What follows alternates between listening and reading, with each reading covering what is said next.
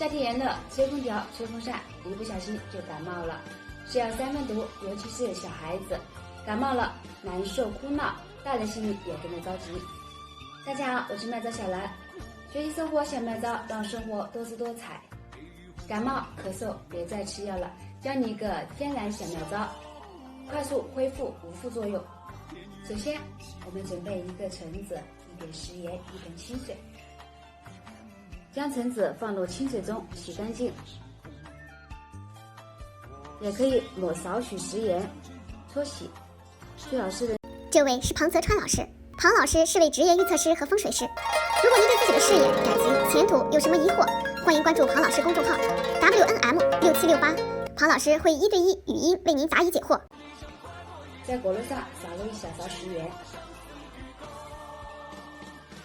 然后再用牙签戳一些小洞。戳小洞的目的是能让食盐更好的渗入到果肉中。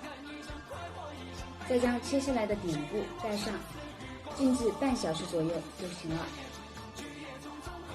时间到了，我们现在将橙子切开，吃里面的果肉。这个方法不仅能治疗感冒咳嗽，还能化痰生津止咳。怎么样？非常简单吧？小兰百试百灵哦，记得分享给家人和朋友哦。好了，今天视频就到这里，喜欢小兰视频记得关注妙招小兰，咱们下期见，拜拜。